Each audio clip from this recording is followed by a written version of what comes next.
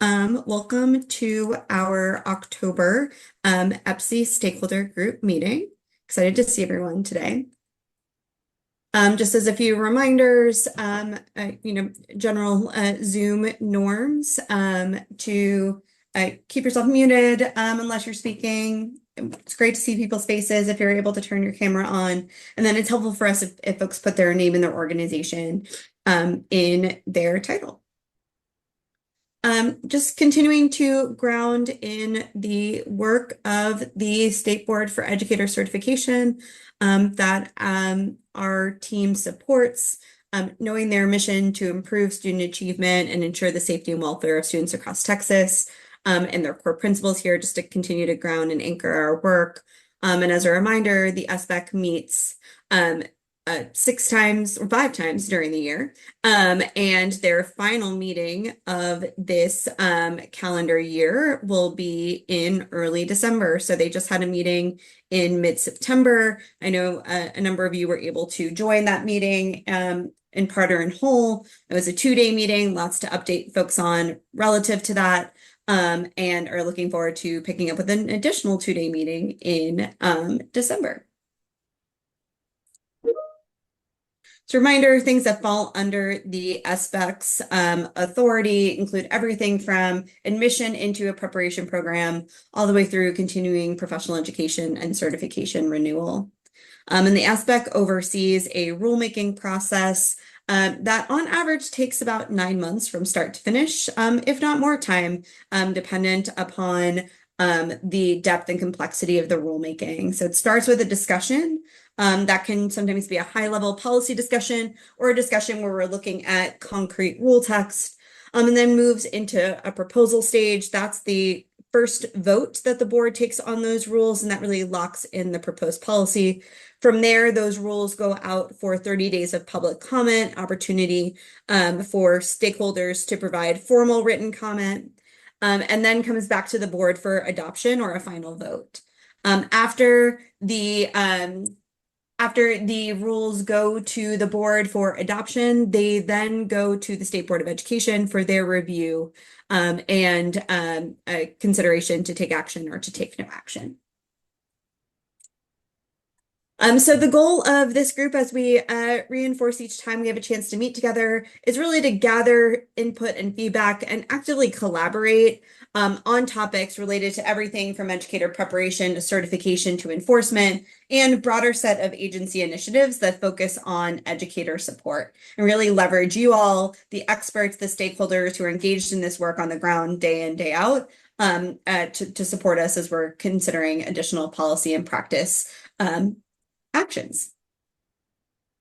We've had a great year with this reconstituted EPCE stakeholder group. We actually have some time later on in our agenda to actually step back and reflect on what's working and what we can do to continuously improve these processes. And we are excited later on today to talk through the proposed schedule of meetings into the next calendar year as well. We've established early on, as we've kicked off this structure, a set of norms for the in these stakeholder spaces, as well as norms for our TEA team as we plan and facilitate these meetings. And so just wanting to consistently anchor us back in them.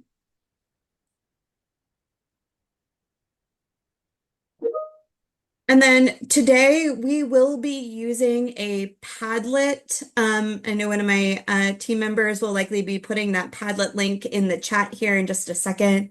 But a Padlet is a mechanism that we can use to capture input thoughts from the group overall. And so there are going to be 4 columns in today's Padlet, and we'll kind of orient you towards them as we go forward. When you can see kind of a screenshot here on the right-hand side, if you want to add a comment or thought to one of the Padlet questions, you click the plus sign to add the comment, and then you hit the pink kind of send to post your comment to the board.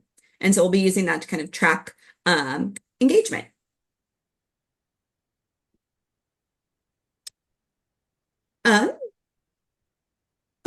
There's animations. Just anchoring into today's agenda that we shared out in advance. Appreciate folks for elevating topics for discussion. We're going to spend a good amount of time today talking about House Bill 2, the Preparing Retaining Educators Through Partnership programs and allotment implementation.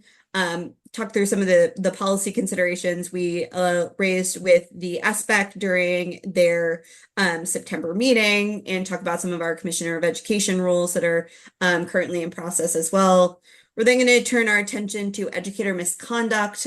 We had a robust discussion with the board around educator misconduct rules at their September meeting, and want to get additional input from stakeholders on some of the key decision points ahead. And then we'll provide some updates and discussion related to the continuing approval review, redesign process, and the development of the Texas test for educator proficiency. And then would like to close out by doing a little collaborative reflection on our overall meeting structure and cadence. And then close out with a discussion of what's on deck for our November SBOE meeting and the December SMIC meeting. All right. With that, I want to start with a little bit of a highlight of the work that the board engaged in during their September meeting. So I think a few things to note. There was approval of additional programs to offer the Texas Teacher Residency Preparation Route. The board adopted proposed updates to Chapter 229, which are their accountability system rules. This is a part of the annual refresh of the accountability system rules that the board engages in coming out of the most recent execution of the accountability system. The board also voted a proposal on one item that was Chapter 231, the board's educator personnel assignment rules. Specifically here, the board was looking at adding new certificates that they've recently improved to the personnel assignments, as well as doing some cleanup of the chapter overall and tracking some of the new courses that the SBOE has approved and adding those to the personnel assignments and defining the appropriate certificates for those assignments.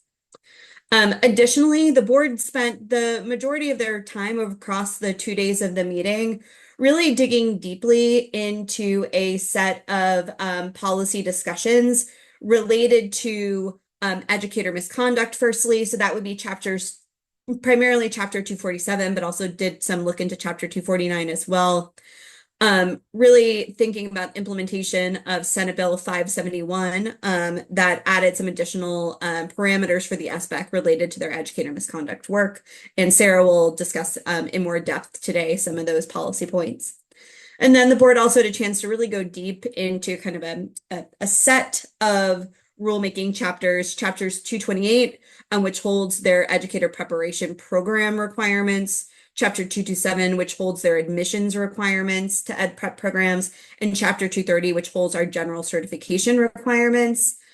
Really looking across those 3 chapters as kind of the 3 core chapters that will need to be updated to implement the requirements of House Bill 2, and specifically the new requirements for preparation programs and the new all capital prep routes. Finally, the board had a chance to receive updates on 2 areas of note. First being the progress that the field has made in the redesign of the continuing approval review process. And we've got some of those updates again in the agenda today. And then finally, the board discussed some near-term next steps to execute on the House Bill 2 directive for the SBEC to review national board certification.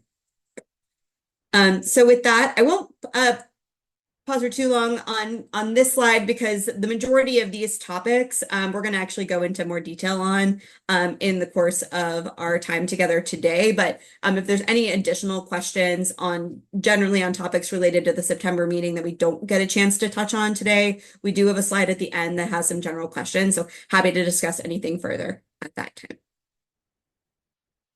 With that, I am going to turn it over to Melissa, who's going to talk a little bit more around SBEC rulemaking for prep. Thank you, Jessica. So Jessica already teed us up nicely here, and we are going to talk about next steps and progress towards SBEC rulemaking for prep implementation. Thank you. Yeah, just roll through the animation. All right. The joys of animation, y'all. Okay, so just to kind of like re-anchor us here, during our September meeting with our historic 5.5 hour item, we did discuss proposed updates to Chapter 228, educator preparation requirements that serve to implement the statutory requirements coming out of House Bill 2. So across this item and then the subsequent chapter 227, chapter 230 items, we had a set of key policy decision points that we walked through with the SBEC related to this implementation. When it comes to chapter 228, our broad topics were as follows. We discussed with the board requirements across all preparation routes. We also talked extensively, and this is where we're going to focus today, around new and then updated preparation route requirements pertaining to those new prep routes. And then finally, when it comes to those prep routes as well, we talked a bit about content training requirements and then the process by which ed prep programs would be reviewed and approved to offer those routes. I'll come back and kind of do more of a recap of some of these other discussion points, but we're gonna dig into, for the purpose of today's time and your expertise and feedback, into some further feedback from you all regarding the pre-service alternative certification pathway within the bucket of those updated preparation route requirements. But just to kind of re-anchor us, and I know many folks on this call either attended the board meeting, watched it live stream, and have also been engaging in some of our LASSO webinars. So this is probably a very familiar slide, and you've heard us share about this often. But just to regroup here, HB2 statutory requirements put into place the preparing and retaining educators through partnership prep allotment that provides for 5 formula-funded programs aimed at supporting the recruitment, preparation, and mentorship of teacher candidates, all in service of well-prepared teachers who stay in the classroom and support the needs of our students in Texas. Again, 5 programs: the Grow Your Own program, supporting the local recruitment of paraprofessional employees and high school pathways to promote those folks into teacher pathways, and then the pre-service preparation programs. There are 3 for the purposes of this year. There will be the prep residency pre-service program. And then there is the mentorship program that funds mentor stipends and training and has training requirements. And we'll take a look at some of these pieces shortly.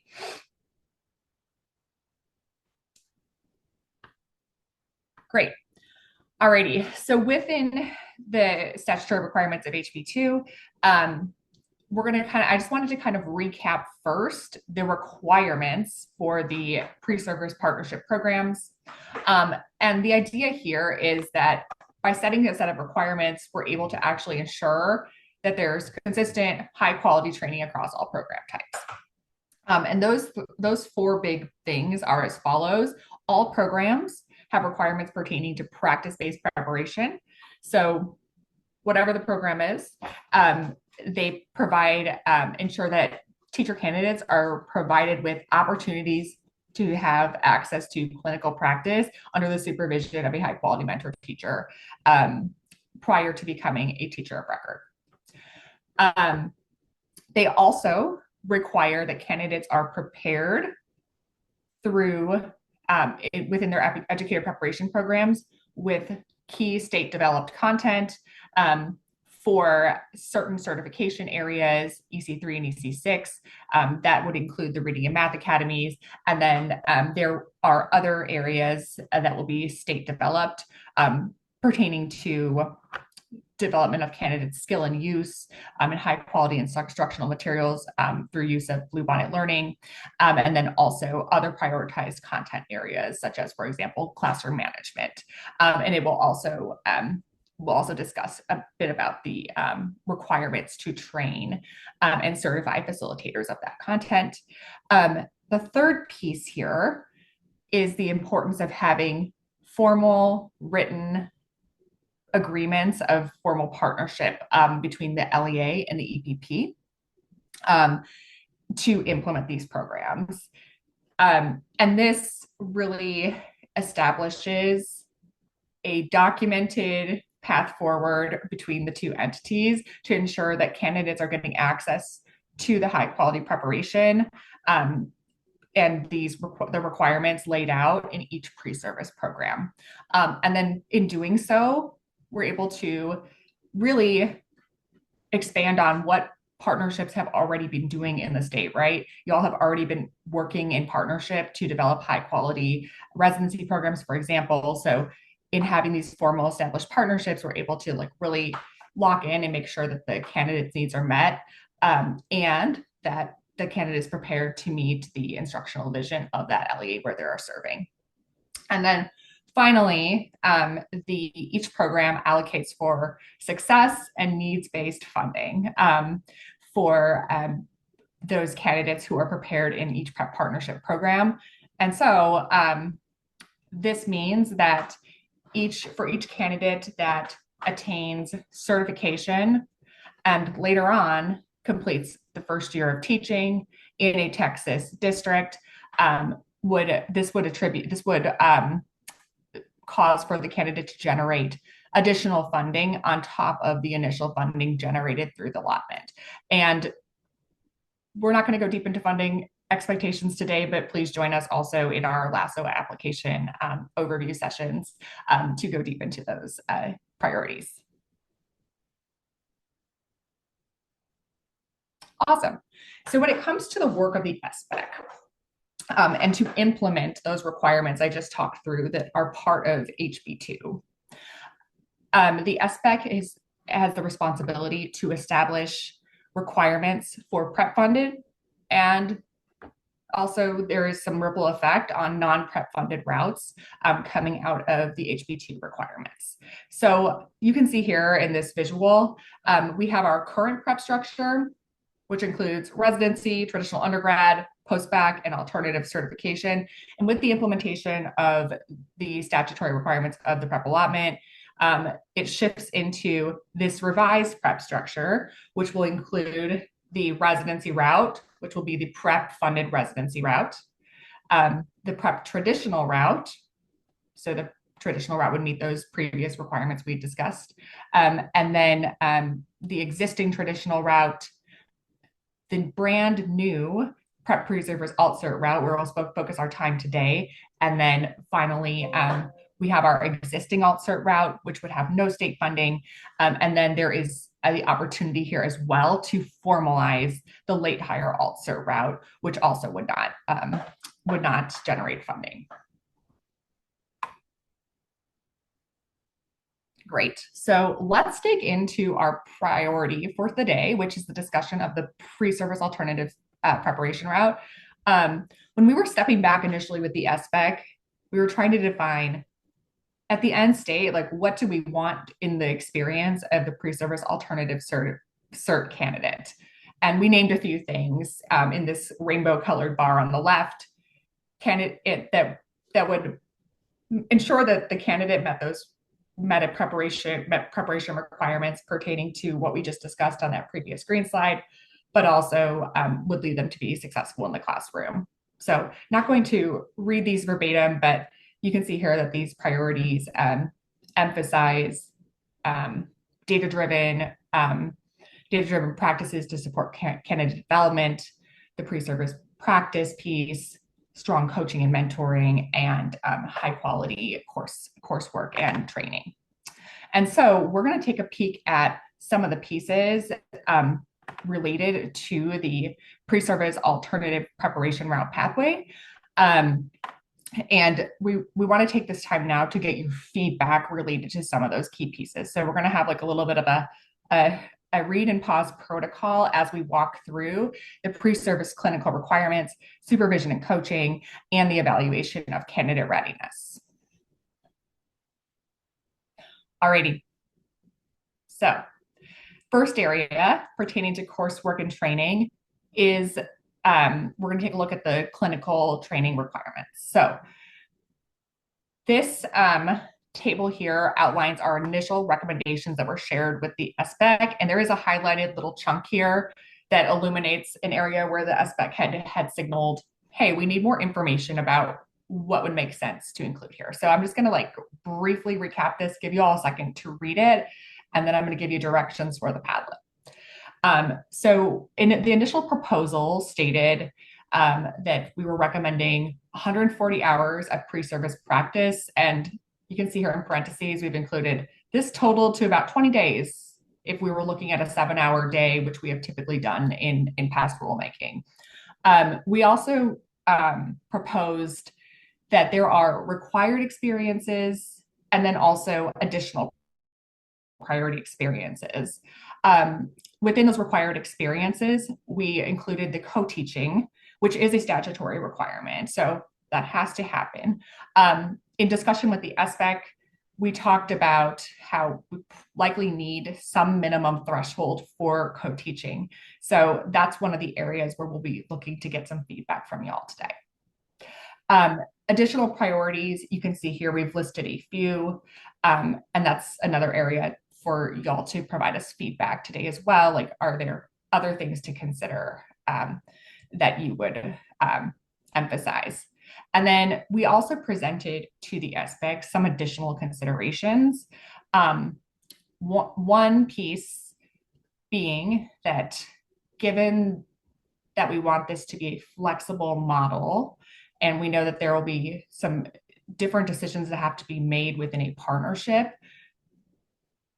you know, days and hours do not necessarily need to be consecutive, but there should be this sense of coherence across practice that the candidate experiences. So they might be working in a school 1 or 2 days a week in the spring and have, for example, a culminating summer school experience. That's just one example, but so thinking about if there's any parameters there.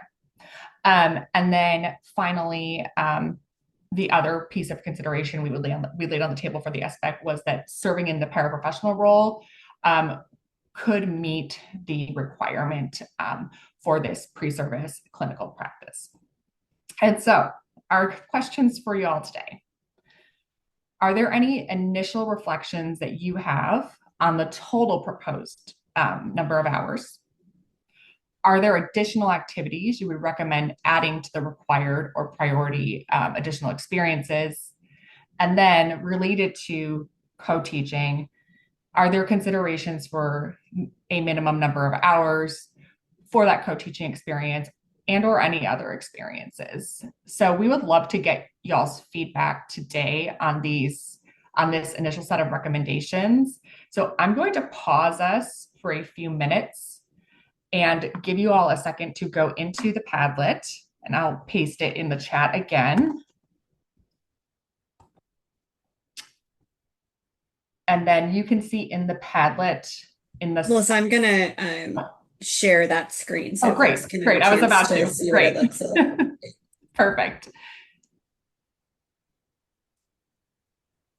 Perfect. So you can see the second column, and question 1 includes those 3. It's a 3-part question. We love long questions there. And then you can see how Jessica just put the cursor in that little box, and you would begin typing, and that little pink arrow box should generate so you can add your comment. So we will take a few minutes, and then I'll bring us back for the other 2 sections. This is probably the lengthiest section for us to weigh in on here. So I want to give you all a few minutes to respond and start to add your thoughts. And I'll reshare the slides right now so that folks can look at those. Perfect. As they were Thanks, Jess.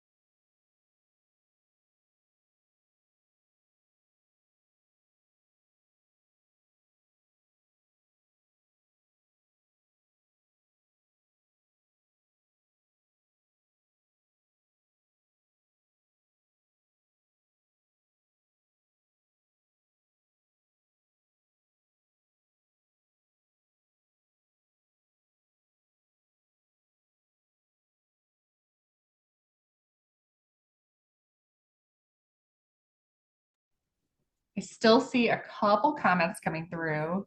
So I'll give you all like wrapping up in the next minute.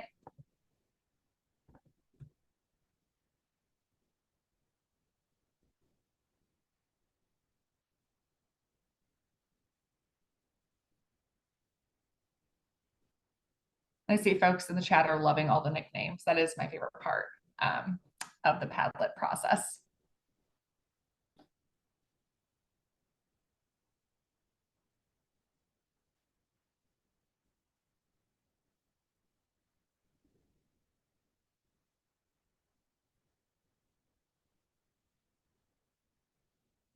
All right, y'all. Appreciate all the comments here. And then just like stepping back for 2 seconds here. I know we mentioned this at the top of the section, but being that it is a paid route, you know, the goal was definitely to set a like certain threshold for some rigorous clinical practice, but within reason, and to ensure that candidates can meet a set of competencies, which we'll take a look at in just a second when it comes to evaluation of candidate readiness. I'm going to shift us over to the next section for sake of getting y'all's input here. Melissa, one thing just to, because I saw it come up a number of times in the on the Padlet, just to clarify, the serving in a paraprofessional role meeting the pre-service requirement, that's actually in the statute itself. So it says that if an individual is serving in a paraprofessional role, their service as a paraprofessional will like basically serve in lieu of the pre-service practice component. So that is a statutory component. And so actually something we were reflecting on with the SBEC was us trying to be clear what is actually like directly from the statute, like it is a requirement versus an area where the SBEC has like broader latitude to define specific parameters. Yeah. Thanks, Jess.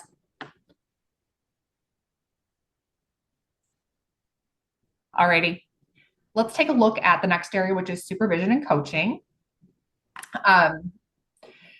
So here we've just laid out the things I would have you zero in on are the requirements for the informal and formal observations. So here you can see that because there is this added pre-service clinical component for these candidates, we've parsed out the informal observation requirements from both the pre-service clinical and the internship.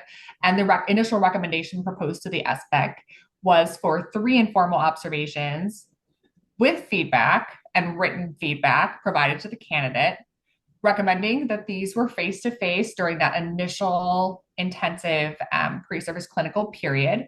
And then during the internship, the candidate would get access to those 4 informals that could be more flexibly conducted as currently stated in Chapter 228.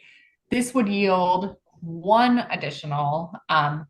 more additional informal than is what is current for our current alt-cert route. When it comes to formals, we also conducted that same bifurcation, recommending 1 formal observation serve as like a summative. And then that could also support recommendations around how to prioritize supports for the candidate moving into their internship. And then for the internship, the remaining 4 formals would occur. And this would result in 5 totals, which is the same as the current pathway, but just more spaced out intentionally to support that candidate's progressive development. And so with that, if you all can go back into the Padlet and give us any input you have here regarding, does this seem appropriate when it comes to the level of support candidates need? I think, again, we were trying to be really intentional here with increasing some of the rigor of the observations and feedback, given that there is also this pre-service clinical, but also trying to be really intentional about maximizing what is currently in place. One additional context I think to name for folks as they're reflecting on this, as Melissa named, the teacher candidate receives funding while they're completing the pre-service practice. Additionally, the LEA and the EPP also both receive funding for each individual pre-service alternative candidate. And so when we're thinking about, I know for number of folks like cost of conducting the informals is often a consideration. And so just naming here that the prep program and the LEA will also both receive funding under the prep allotment. That's a great reinforcer. Thanks, Jessica. So we'll take a few minutes here and I'll have you all pop over. I see you've all started to answer question 2.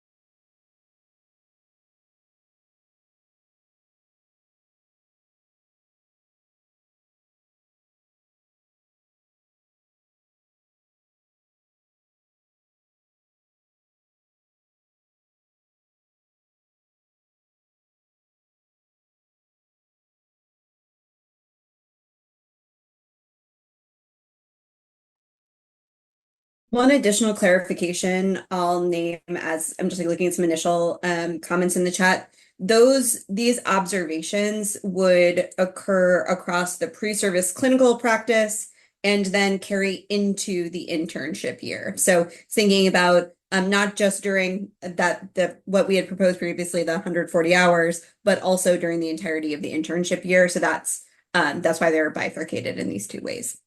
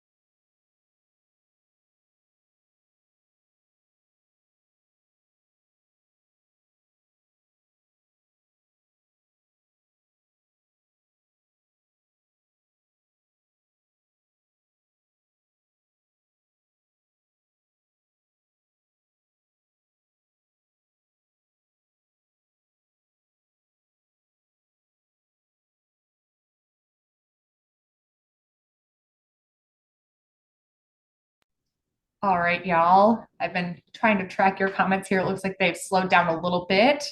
Appreciate all the input here, and we're looking forward to like digging deeper into your recommendations for these. And then our final area pertains to the evaluation of candidate readiness.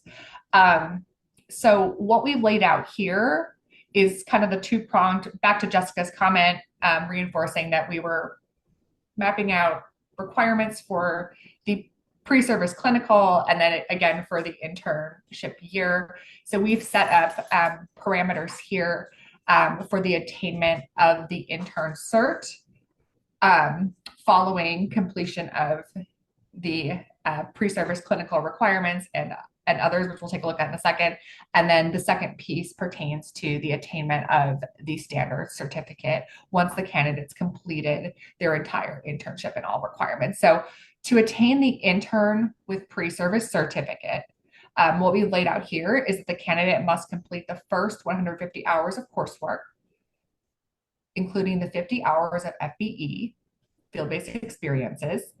And then highlighted in bold, this is like the new piece for the route that would be different than what is currently in place for the alt-cert pathway, where the candidate would need to complete the pre-service clinical requirements and demonstrate specific proficiency levels on foundational dimensions in T-tests. For context here, the intensive pre-service route of the past had a component where candidates needed to complete a set of competencies at specific proficiency levels. So we did discuss this approach with the SBEC in September as a means to like verify that they've attained a certain level, like at least, for example, developing in key dimensions prior to beginning that intern experience. And then also, of course, pass the content pedagogy exam for the certification area. So that's me as a candidate getting my pre-service intern cert to start my internship. To complete standard certification, it is pretty akin to what we have currently in place, completing the remaining coursework, and then there would of course be the recommendation by the field supervisor and campus supervisor, and then passing scores on all of the certification exams. The second piece here is the successful 1-year completion of the internship. We have a caveat down here that the candidate who does not meet the requirements in 1 year could continue as an intern for up to 2 years, but they would no longer be eligible for the success-based funding that would come with this route when you've completed it within 1 year. So they would drop into being prepared in that fully prepared in that the current alt-cert route. So they would need to meet the requirements for standard certification within a year to generate any of the success-based funding for the prep allotment. And so with that, now we haven't proposed any of the dimensions and proficiency levels specifically here, but as a general approach, does this approach to evaluate candidate readiness make sense for the pre-service alt-cert route? And this is on question 3 in your Padlet. So we'd love to get y'all's thoughts there. And I see some folks have already started to add some notes.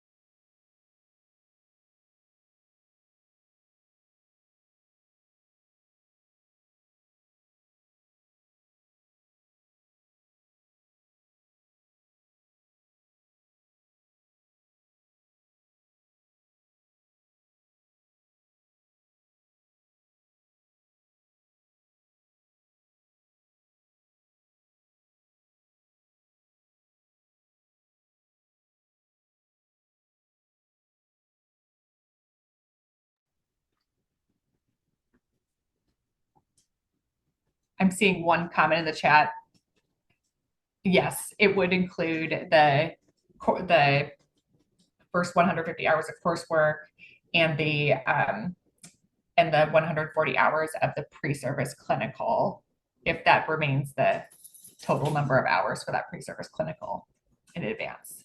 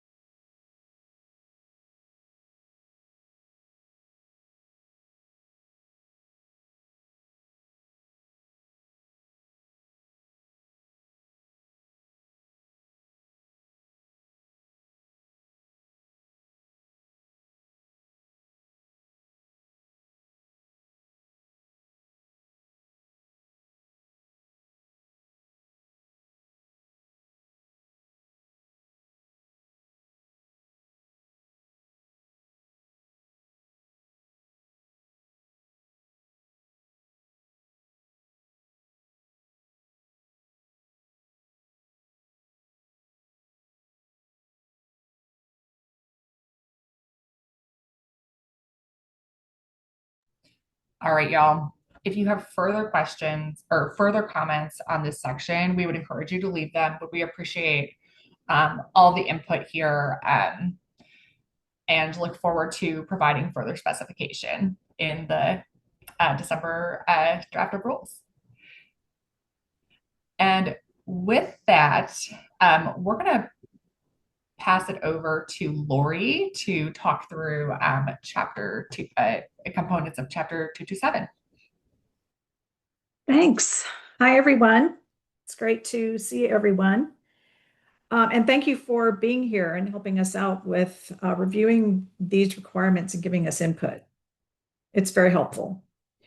So as we have mentioned, 227 is going to have to walk through these updates with 228 hand in hand, because in some cases they point back and forth to each other, as many of our rules do. And so just making sure that we have covered everything that we need to cover. There were a couple of areas that we brought up at the SBEC meeting. You'll recognize the slide if you viewed that meeting. As we were trying to initiate some discussion with them about how we want to meet this requirement. So I have two things for your input today. This one is specifically related to a statutory requirement for residency programs. And on the left column, just to reiterate, these are the current requirements, minimum admission requirements for programs. And I did have this, as I said, in the SBEC item, and it generated quite a bit of unexpected discussion. But those are the requirements that are currently in place. And then the statutory language you can see in that first box on the right, which identifies that in proposing rules for a teacher residency program preparation route, the SBEC must require that the program use research-based best practices for recruiting and admitting candidates into the program. And so we wanted to have some discussion with the SBEC, and now we want to have some input from you all about what this might look like and if we are currently or are not meeting those requirements. So I offered up as consideration some requirements, essential actions from the effective preparation framework for consideration. And you can see those here in that box at the bottom. So what I've done is I've attempted to take these essential actions and turn them into some potential description of what some language might look like to meet the statutory requirement. So on the next slide,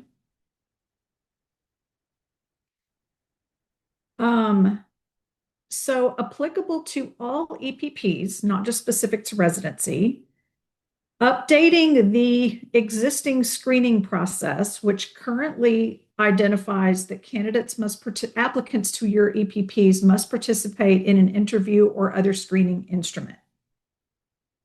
to determine if the applicant's knowledge, experience, skills, and aptitude are appropriate for the certificate sought. So just tweaking that language from must participate in an interview or other screening instrument to what you see in bold, a screening process that is based on a set of normed criteria and uses multiple measures.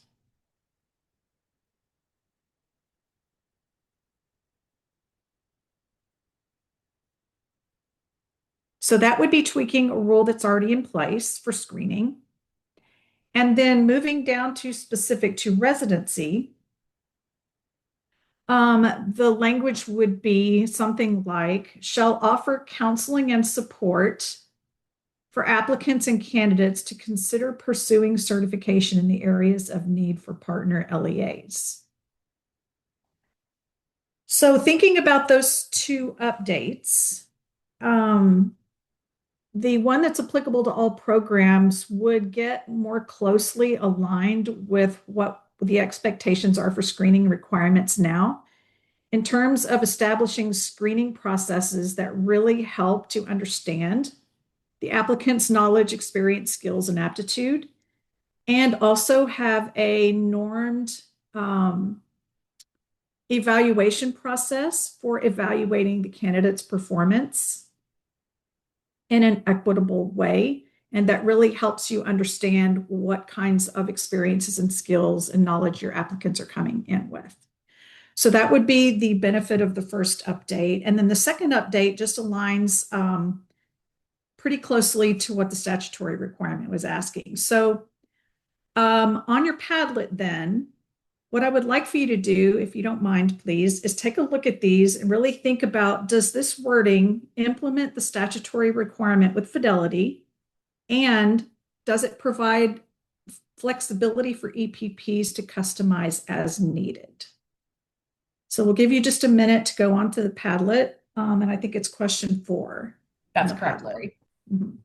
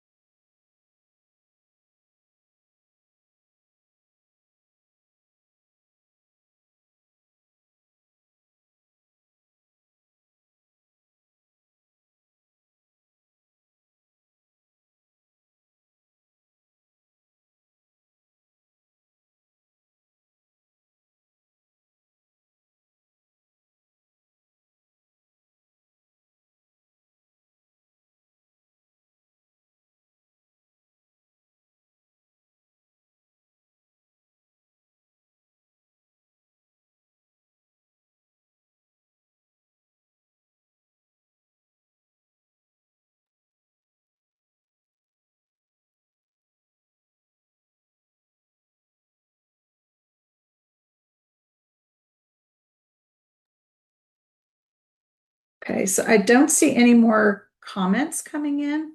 Oh, there's one. One of the questions was about, is there an example of the type of screening process? So I know that programs have a variety of different processes that they implement for screening. Some of them include things like developing a lesson or delivering a segment of a lesson to the screeners that are observing and giving feedback. And then that would be scored on a rubric with a normed set of criteria that help uncover what it is you're trying to learn about that candidate or that applicant as that applicant is performing that task.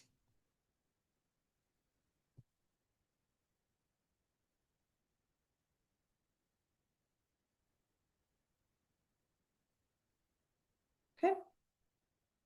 Okay, so moving to the next one then. And so this one is not really necessarily an update related to prep, but what this one is about expiring certificates and transparency for candidates. So when a test expires and is replaced by a new test, and or when the related certificate expires and is replaced by a new certificate, there is a timeline in place for that process. It usually ends up being about 2 years. So programs are notified.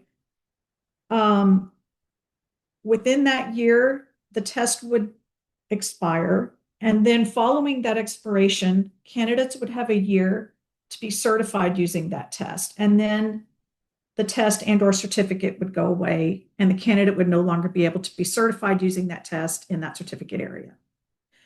So as I describe that process, you can see where candidates might fall through the cracks and not have the information that they need to use the test that they worked so hard to pass, to earn the certificate that they need to earn to move forward in their education career. And so from a high level perspective at TEA, we get a lot of calls from candidates, a lot of calls from districts. Is there anything you can do to help my candidate get their certificate now? They missed the deadline, they didn't know about it, et cetera, et cetera. And so these suggested updates in 227 would be required notifications for EPPs to merely stay on top of what's going to happen in the next couple of years with respect to expiring certificates and tests, and then provide those notifications to applicants at admission so that they're aware. For example, recently we had some candidates that had been admitted in the special education area, and then the program failed to renew the special education certificate to the special education specialist. And now those candidates are sitting there not being able to move forward because that test is no longer available. The 161 is no longer available. And the program has not added the new one. So these would be transparent notifications so that everyone is on board. And then your candidates later on would not be able to come back to you and say, you never told me, I never knew that these certificates were expiring. So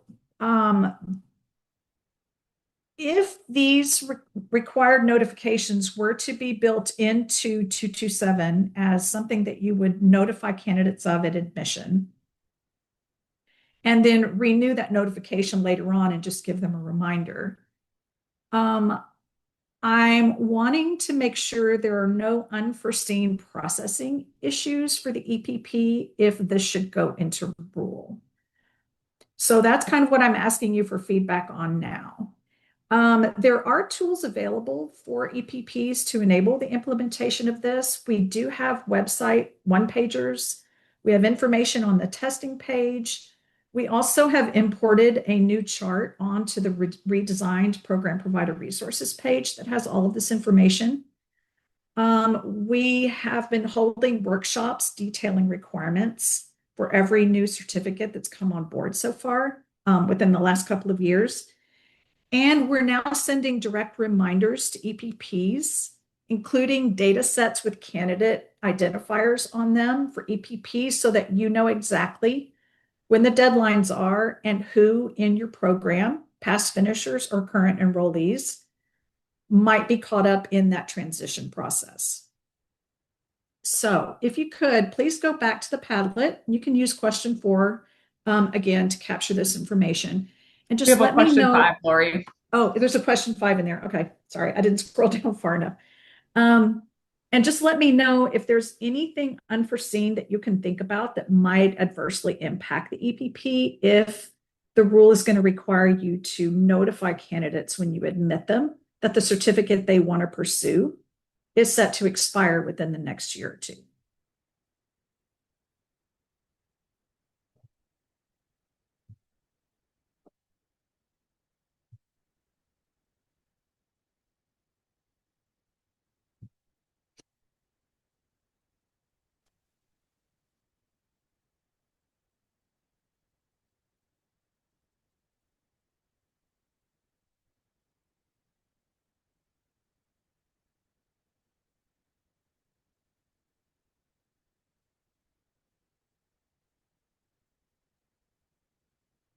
Thank you. Good comments. Seeing some of them come in.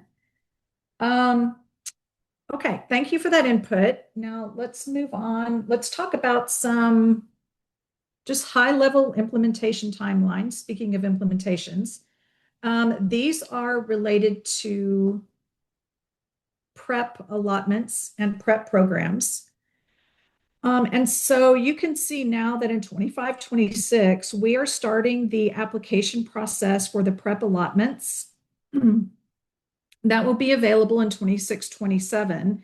And those are for the residency, grow your own, and mentorship programs.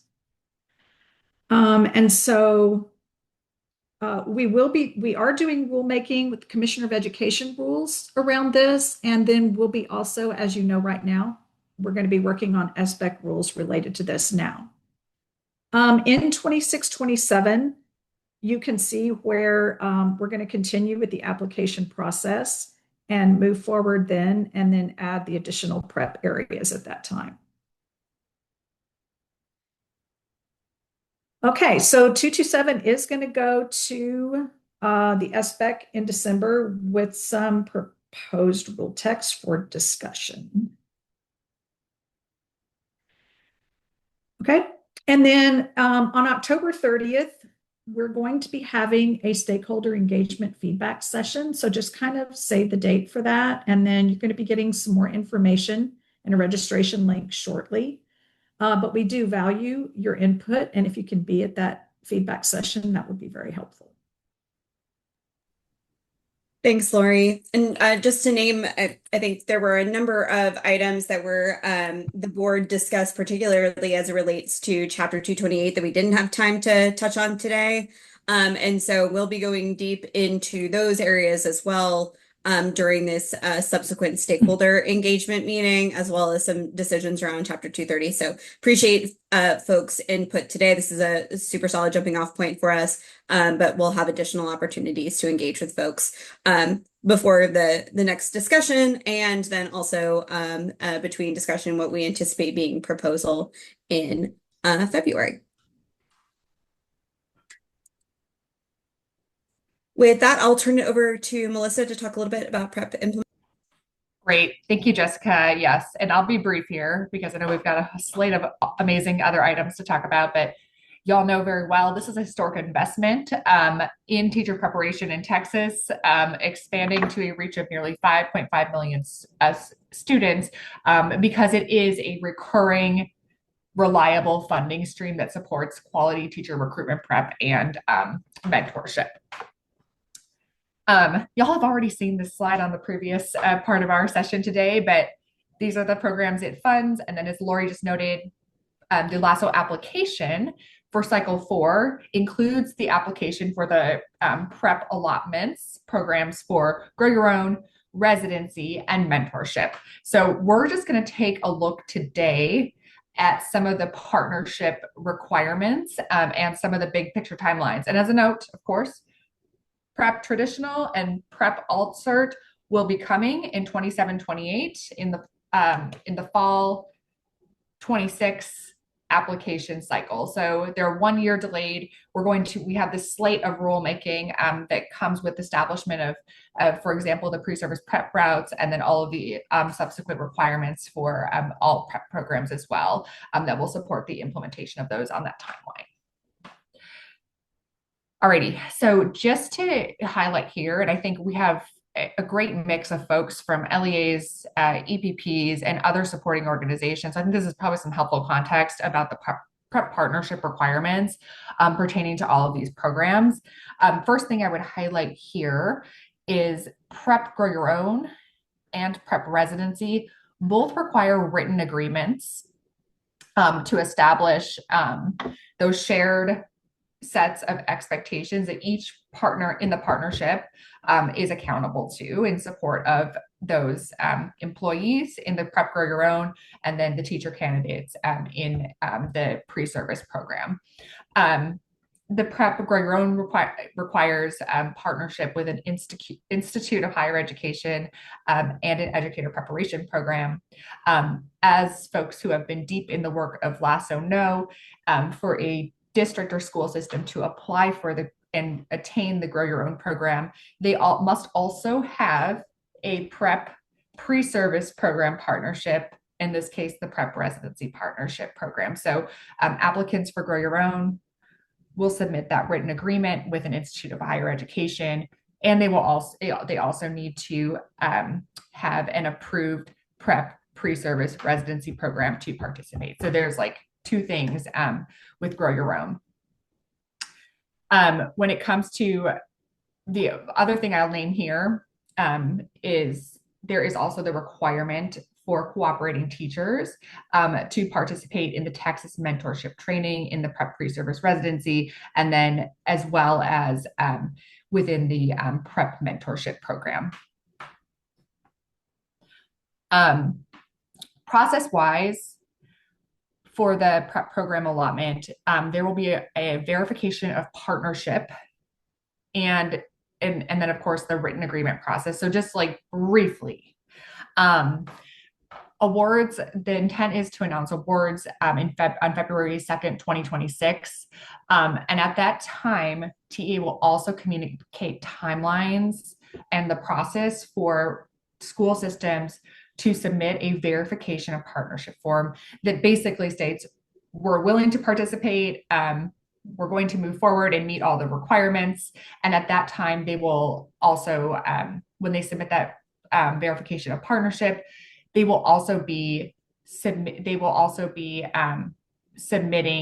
a written or sharing their written agreement with their selected EPP partner or partners. We've gotten a lot of questions about these written agreements, like what should they entail? Are we going to get support and help? And the answer is yes and yes. So the written agreement will clearly articulate how the partnership will implement requirements for Texas Education Code and statute, and that the requirements from the Commissioner of Education rules, which we signaled are already underway. And thank you to folks on this call who also participated in the Commissioner of Education rule feedback sessions a few weeks ago. But the thing is, we will be providing examples, a template. So all of that guidance and support and timelines for receipt of those things will be coming in a timely fashion. So I'm hopeful that folks will not be stressed about that process. And then when it comes to the prep allotment timeline, just to call out here, it is running in the ELASO application, but there are some stark differences between the grant timelines, because there's pieces that just simply do not pertain to the prep allotment, because it's an allotment, it is not a grant. So Jess, you can actually click. I'll just highlight a couple things with timelines on the big one. Yeah. Fantastic. All right, so I think the biggest things here, we are in October. The application window is open. Program webinars are currently running and being recorded and will be posted and shared for future reference as well. And then an FAQ will be published in the month of November. And there are also office hours that have been established for both LEA and EPP audiences to attend. And then we've also set up a separate EPP facing webinar for the pre-service program to answer any other specific questions there. In December through January, applications will be reviewed. And then February 2nd does mark that anticipated announcement, with April and May being that time period for that program verification of participation and for submission of those written agreements I just referenced. And then you can see here, got this lovely table that I feel like we've been shopping around on so many different webinars lately, with all of the options for those informational webinars for the allotment, and then the related grant webinars for Texas Strategic Staffing for residencies, which is of course a key support piece for programs or partnerships looking to sustainably fund those residency models. And that's it. Pass it over to Sarah. Hi, everyone. Can y'all hear me? No, I apologize. My thing just unplugged. Let me put it back in. moving to educator misconduct, we're just going to hit a couple of the high points. Okay, you can probably hear me better now. Yes. We Okay. can, Sarah, Okay. thanks. Sorry, it's not giving me that. Okay. Yeah. We're just going to hit a couple of the high points. So basically, SB 571, as we all know and are very familiar with now, is the main bill that impacted educator misconduct.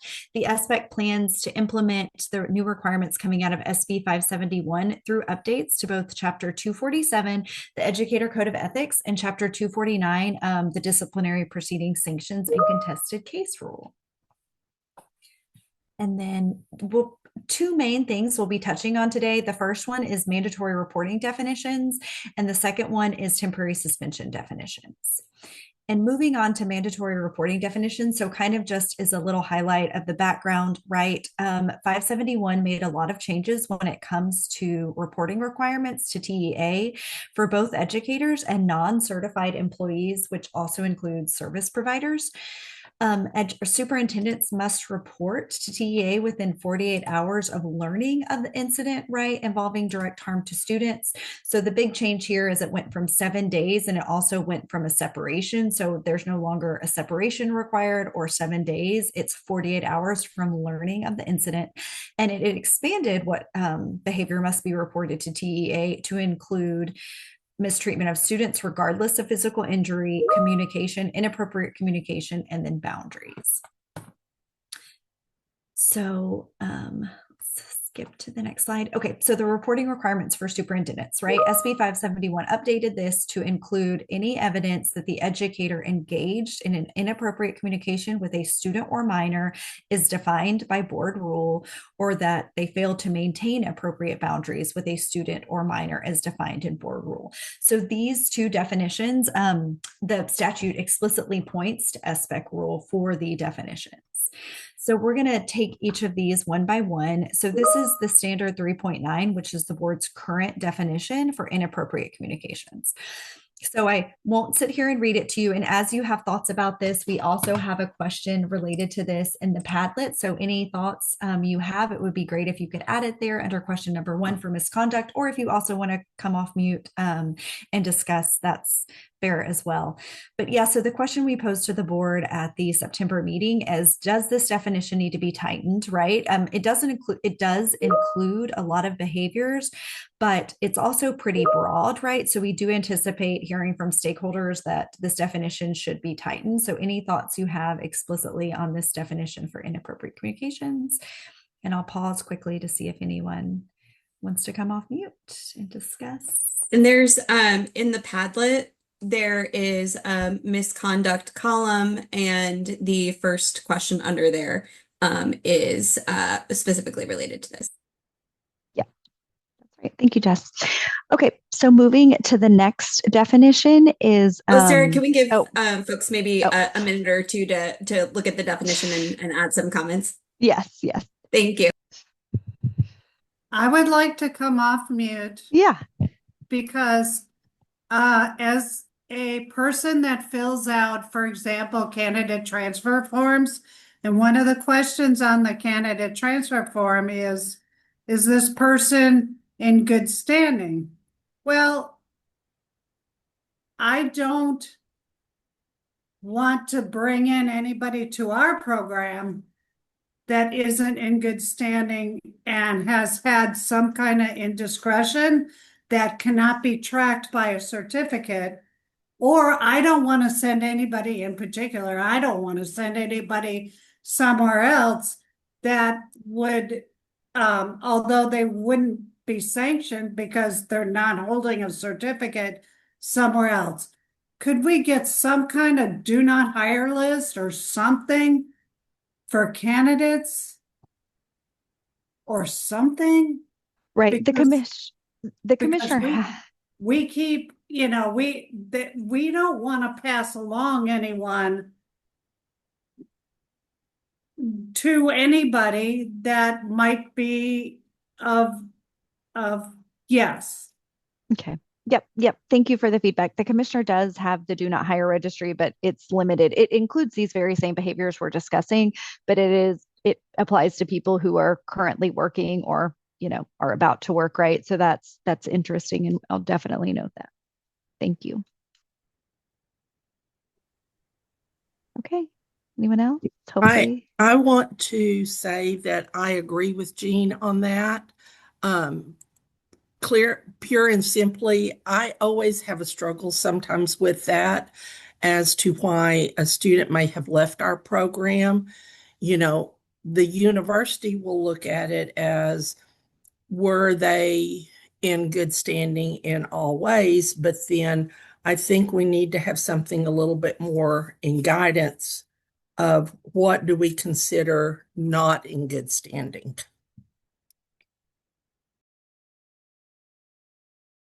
Yeah, very interesting. And looking at the comments, I see one, does educator cover service providers? So service providers that are not certified by SBEC would be captured under the commissioner's do not hire registry rules, which will, we anticipate, mimic the definitions that the SBEC adopts.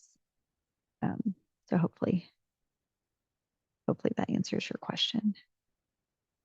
Okay, moving to the next standard, standard 3.8. So this standard is very short and minimal. As you'll see, the educator shall maintain appropriate professional educator-student relationships and boundaries based on a reasonably prudent educator. So when we brought this to the board in September, staff's recommendation is that we definitely need to expand on this rule so that our school districts, our superintendents will be able to recognize this behavior, thus knowing what triggers the requirement to report to TEA. So one of the things we discussed with the board is, right, like there's multiple ways to come at this: define appropriate boundaries, define inappropriate boundaries, define what a reasonably prudent educator would be, and also pointed out that the board's recent definition of grooming could serve as a foundation for defining inappropriate boundaries. So I will go ahead and pause here and give you all a moment to read this and add any feedback you have. And also, like I said, more than welcome to come off mute and discuss.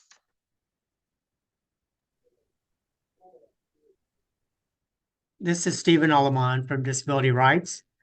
Sarah, I believe at one point during the meeting, a board member raised a question about maybe certain students with disabilities and relating to a student with a disability, and Correct. what might be sort of unique circumstance about what's then a boundary or not a boundary. Have you all given that any more thought? Or is this right? It's in my notes to do when we go out for stakeholder feedback, because we are going to engage in significant, I think, stakeholder discussions. But yes, that is a very good point, right? A boundary could be different depending on the type of student population that an educator is dealing with. But I think we will definitely rely on our subject matter experts like you all to come in and say what that is. Yeah, Stephen, if there's any initial recommendations you have or things for us to be thinking about, that's always helpful. For sure. I just wanted to see if that was still on your radar or not, and we'll follow up then. That would be great. Thank you.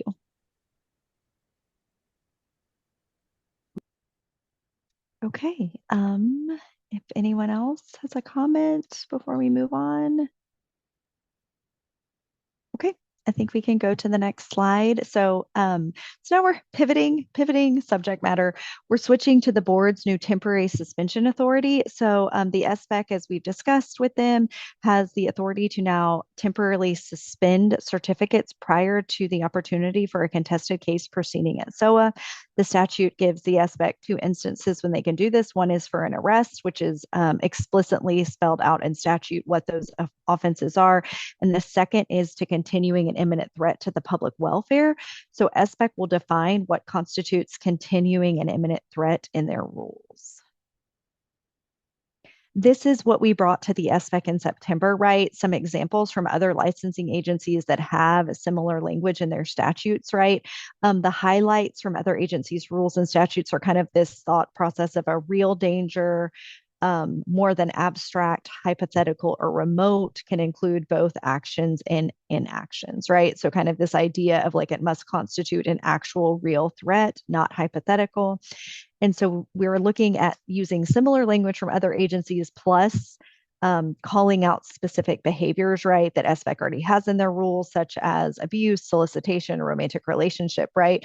So imminent threat can be something that is a real danger, not hypothetical, more than abstract or remote, plus it is always going to be abuse, solicitation, romantic relationship, that kind of language. So the questions here are, does anyone have any thoughts on, are there other behaviors that should be explicitly named? If so, that's question number 3 in the tablet, or Padlet, I should say. And also, if you'd like to discuss, you can come off mute and we can have a conversation. And also want to note that these are situations where there has not been an arrest, because if you have been arrested for an offense that's explicitly listed in 22A 203, you will be temporarily suspended under that statute. Just for a little bit of background context here, when we say temporary suspension, this means that an individual's certificate is suspended while they're working their way through the contested case hearing process. So there are educators who have their certificate suspended by the SBEC for a certain period of time at the conclusion of the whole case processing. These are for those cases that are so egregious that we need to remove this individual from the classroom while we work through the contested case hearing process. So I think to keep that in mind as you're thinking through any additional recommendations for defining this.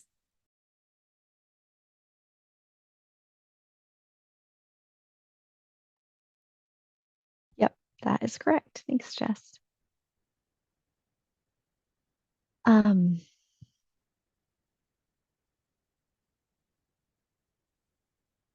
Okay. Yep, I'm seeing some good comments. Could it specifically include the grooming aspects from the previous slide? It could. I think our recommendation to the board will be to include solicitation whole cloth as part of a behavior that is always a continuing and imminent threat to public welfare.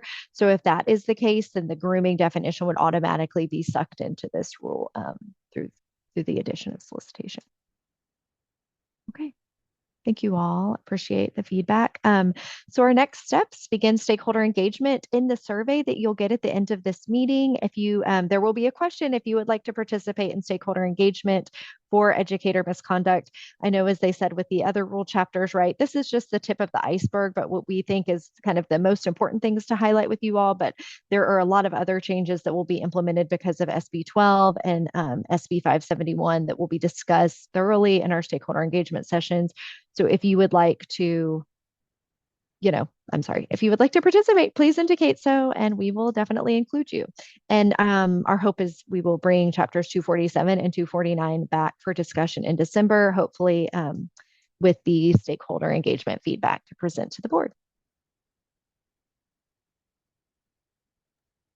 Thanks, Sarah.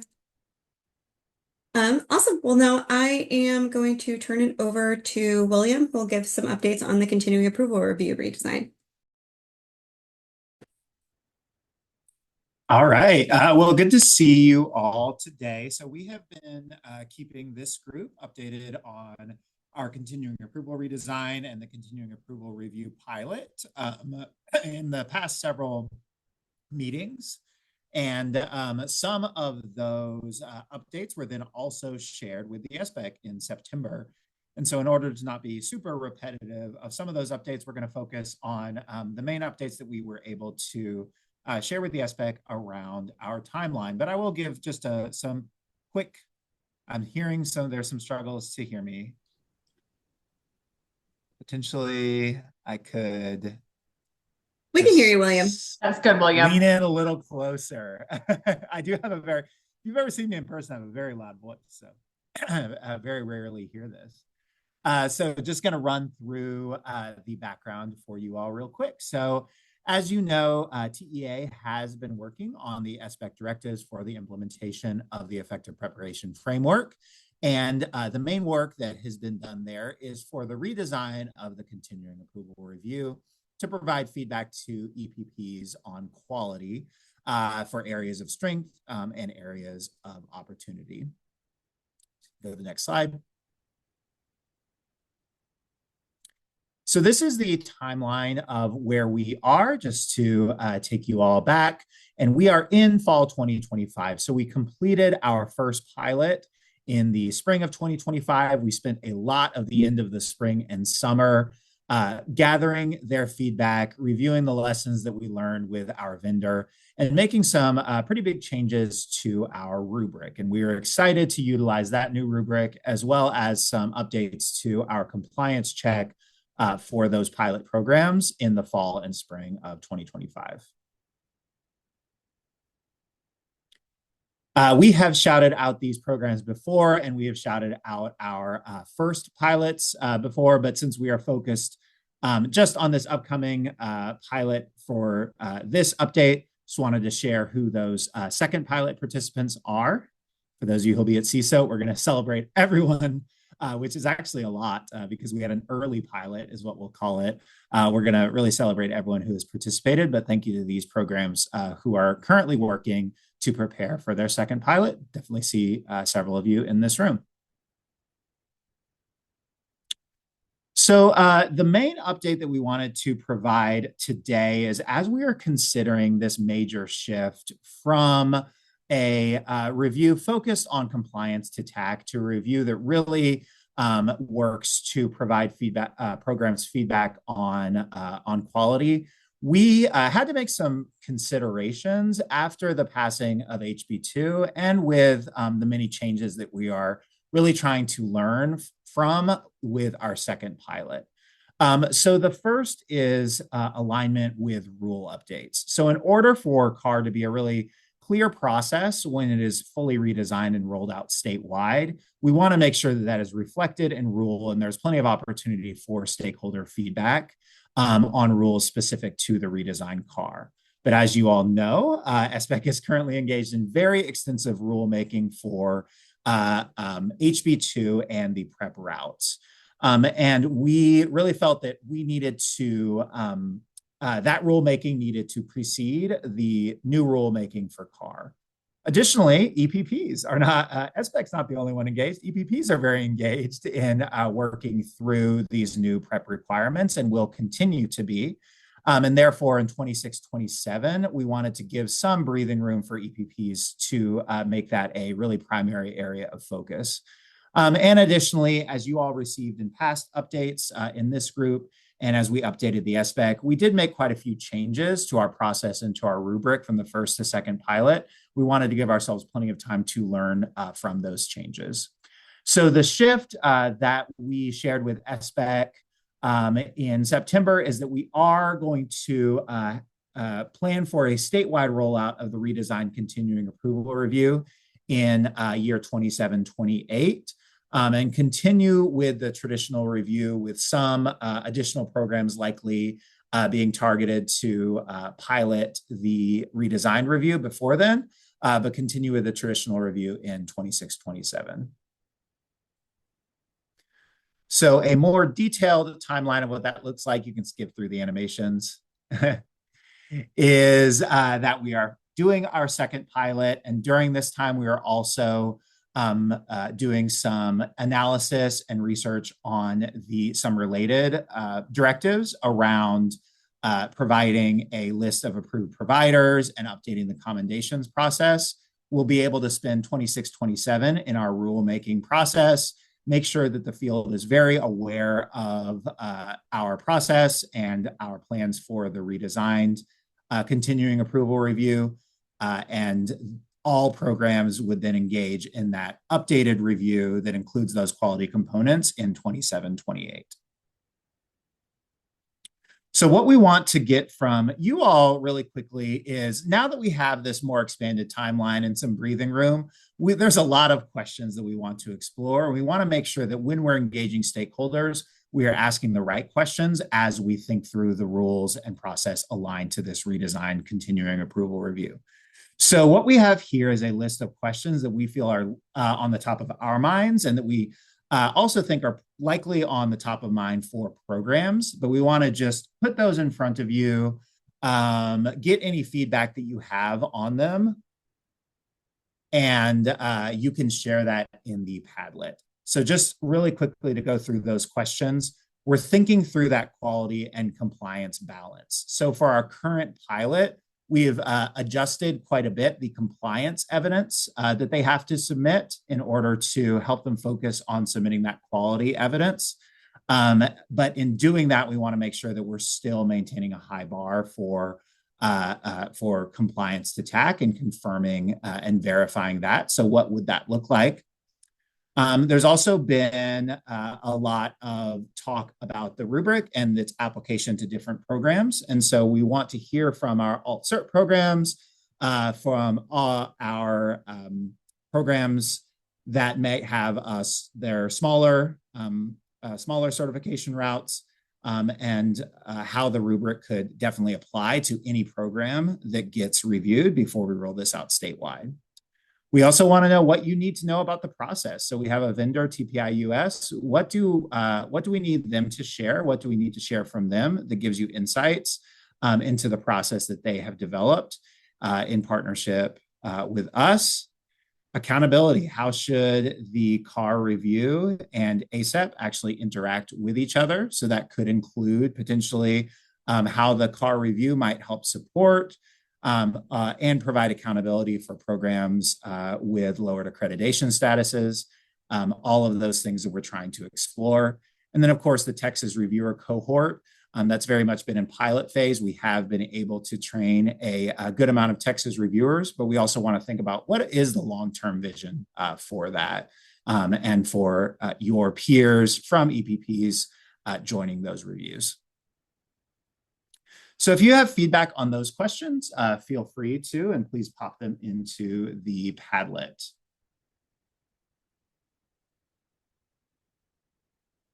I have one other quick update. If you can go to the next slide, Jessica, or if we have time for them to look, but I think we may be trying to push through for the rest of the updates. Okay, great. So maybe then we can take like 1 minute to go back to those questions and any additions in the Padlet, things we should be considering. We're going to take these questions as CSOT as well, and your Padlet additions may influence the version of this slide at CSOT next week.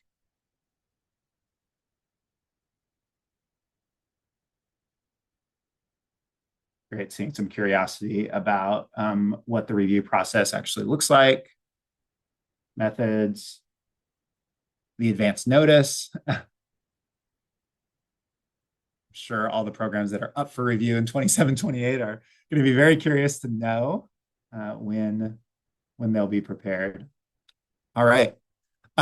So Jessica, if you want to move to the next slide, I want to just remind everyone that this comes out of this broader set of SBEC priorities around the effective preparation framework and supporting EPP continuous improvement. There is this element of a high element of accountability in the continuing approval review, but we want to make sure that there is this balance between accountability and support as well. And so the CAR redesign is not all we're doing with the EPF.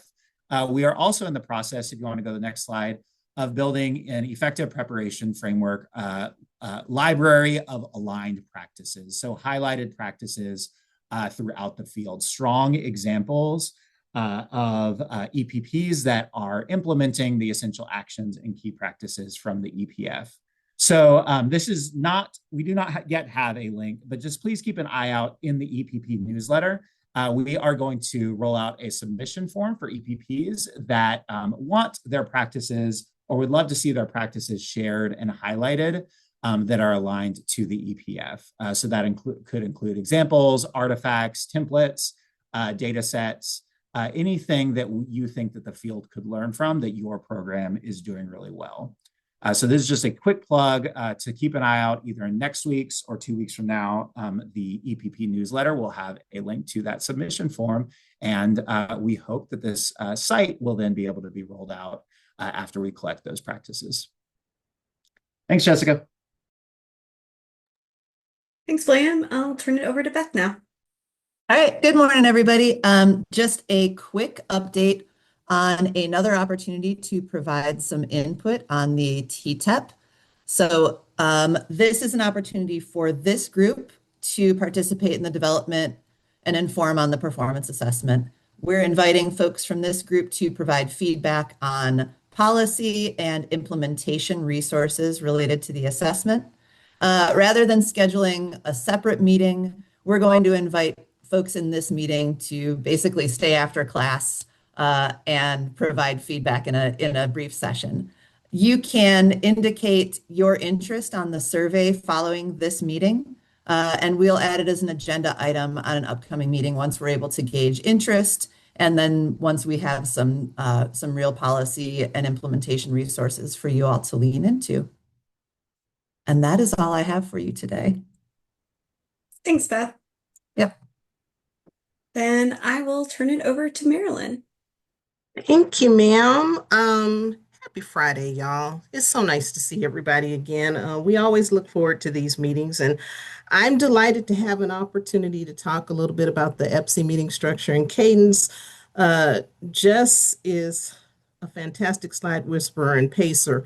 You all may remember we have come a long way. So I can remember all the way back to July of 2024 when we had a work session with the board dedicated to how we were going to transform this very group and trying to do things differently and better in 2025. So I put this slide up here, not in Glidden's paint color of the year for 2025. I maybe should have had some more exciting colors, but in all honesty, we had three major goals with this group this year. We wanted to make sure we broadened, if you will, the voices and the representation coming into this circle.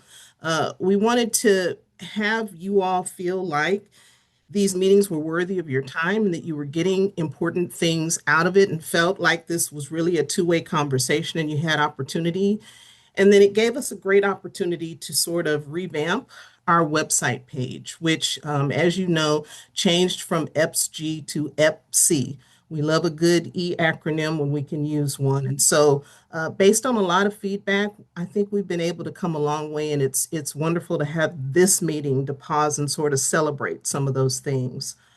On the very next slide, I wanted to try to give maybe an overview, since this is our last scheduled meeting for the year, of exactly how far we have come.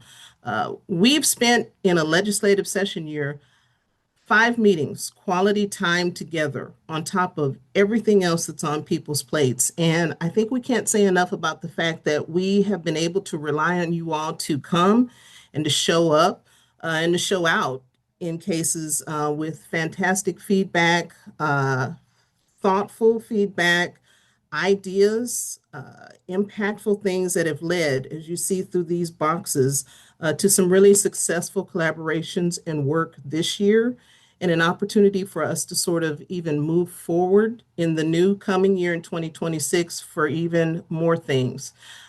We've had you all tell us on the next slide, Jess, I think is going to be just, I wanted to pause here from those surveys that I stalk you about each time in a meeting. I wanted to take from each one, from the very first one through the last one, a couple of high points that I think are important for us to pause for a moment and celebrate around.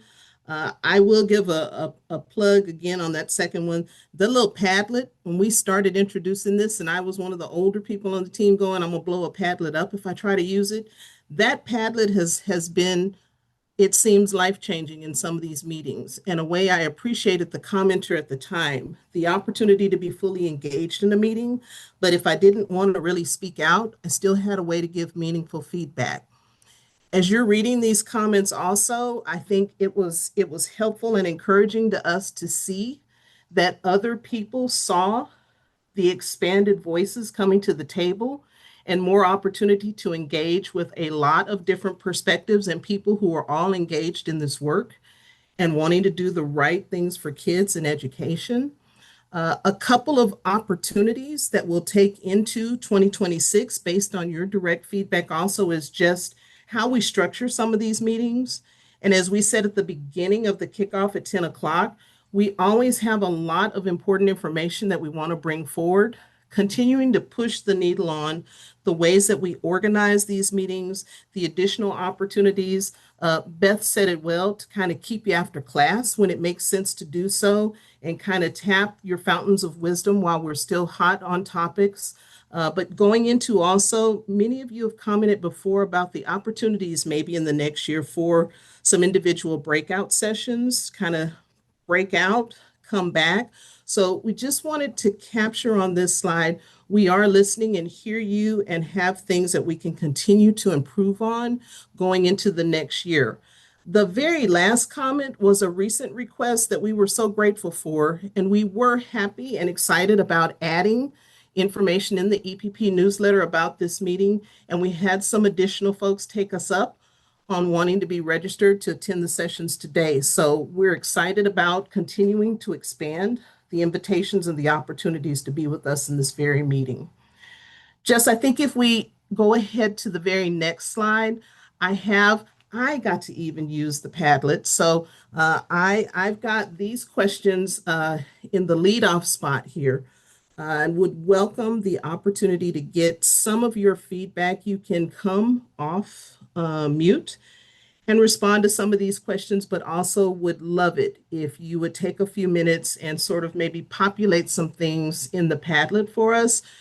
We're hoping that you felt differently and better and positive about the work that we tried to put in this year for this EPCE stakeholder meeting experience. That if you remember, in January, I touted like a Vegas residency for an educational group, but also we always understand this whole team works in a mindset of growth mindset and continuous improvement. If there are things that we can still expand on, we're open to that and would welcome the feedback there. And then just going into 2026, we're going to be together again, going on tour 5 more times next year. Are there particular pieces of feedback you would like to order or offer rather about the meeting structure and cadence in 2026? So I'll quit talking for a minute and give you guys a chance if you would either continue populating the Padlet or if anyone wants to come off mute and give some feedback. This is the safe circle in which we'd love to hear your melodic voices if you'd like to share something. And Marilyn, just to note that on the Padlet, it's the very left-hand column. So there's one question for each one of the 3 questions. Thank you, boss. You're so good.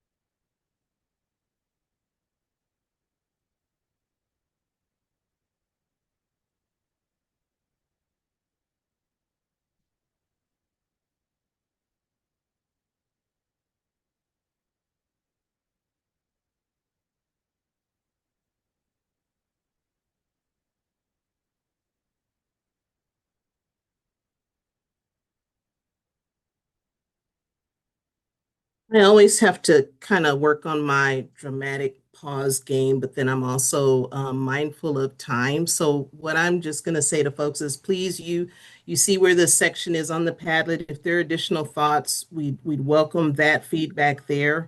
But just in the interest of time, I know we have a couple of other topics too. I think I have a couple of other slides. I wanted to get this out in front of you all for sure, and you'll see these dates again. We sort of followed, much like we do with SBEC meetings and SBOE, similar cadence of times. It's usually the second Friday in these months. So I went ahead and populated these dates. You'll see them again, but just to give you a preview of where we're trying to head in 2026. Last time you all were really good about if there was something happening that was going to take all of you away or problematic with an event, we want to hear from you about that as well. But this gives you kind of like an early preview of meeting dates for 2026. And then just, I think on my very last slide, I think it was just, again, that pause for appreciation. This world, many times people don't take enough time to stop and say thank you. This team is really good about doing that.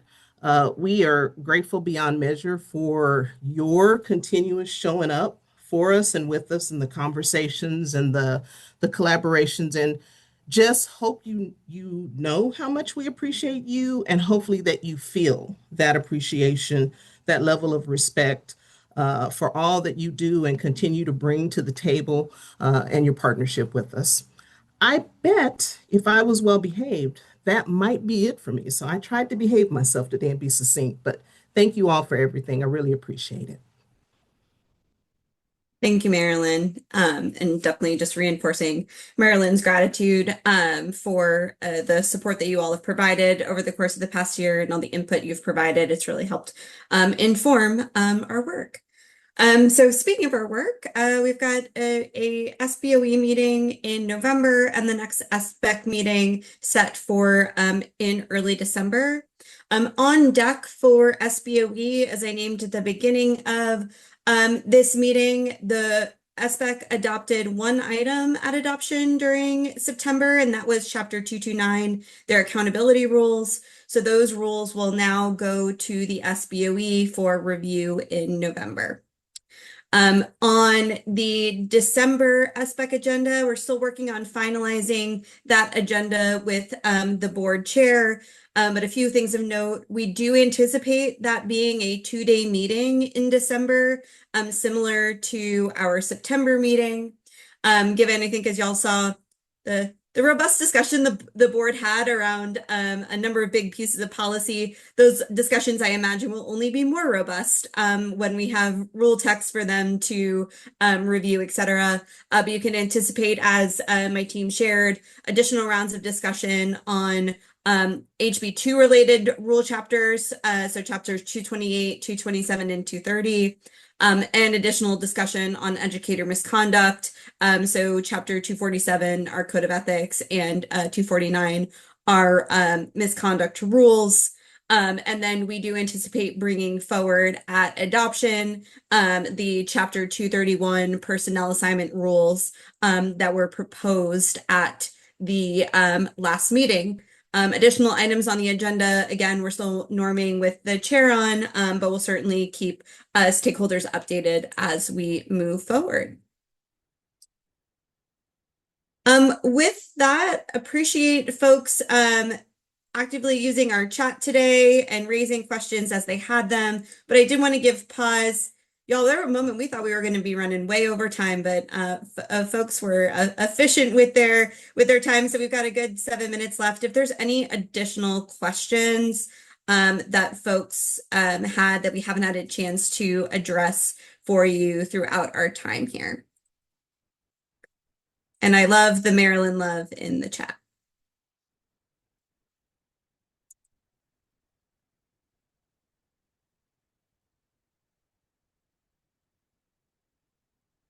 All right. Well, again, I just really appreciate everyone. Appreciate y'all's use of the Padlet today. This is just a really solid jumping off point for us as we continue to refine these recommendations. Sandra, I appreciate your note in the chat too. We look forward to seeing many of you at the CSOC conference next week and looking forward to additional engagement. We are doing our office hours again this year at CSOC. So if there's a specific programmatic question that you didn't get a chance to raise here, but you'd like to chat with us on, we will be there and doing office hours.